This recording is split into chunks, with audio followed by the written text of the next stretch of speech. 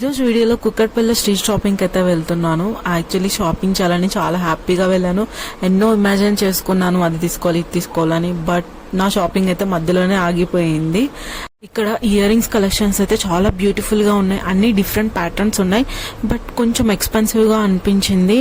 And నాకైతే కొన్ని occasions ఉండడం వల్ల నేను ఒకేసారి తీసుకుంటే బర్డెన్ అయిపోతుందని నాకు టైం దొరికినప్పుడల్లా కొంచెం షాపింగ్ అయితే చేస్తున్నాను. బట్ ఎంబ్రాయిడరీ వర్క్ బ్లౌజెస్ అయితే చాలా బాగున్నాయి. చాలా కలర్స్ కూడా అవైలబుల్ గా ఉన్నాయి. మనకి ఎప్పుడైనా ఎమర్జెన్సీగా అవసరమైనప్పుడు ఇలా బ్లౌజ్ పీసెస్ తీసుకుంటే చాలా బాగుంటుంది.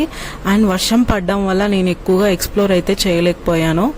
నాకైతే స్ట్రీట్ షాపింగ్ అంటే ఎక్కువగా నా హాస్టల్ ఫ్రెండ్సే గుర్తొస్తారు. బికాజ్ మేము హాస్టల్లో ఉన్నప్పుడైతే షాపింగ్ చాలా బాగా చేసేవాళ్ళము.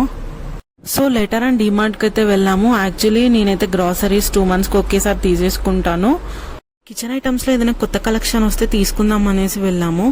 యాక్చువల్గా నాకు అర్థం కాని విషయం ఏంటంటే డీమార్ట్లో ప్రతి ఐటమ్ కూడా చాలా రీజనబుల్ ప్రైస్లో ఉంటుంది.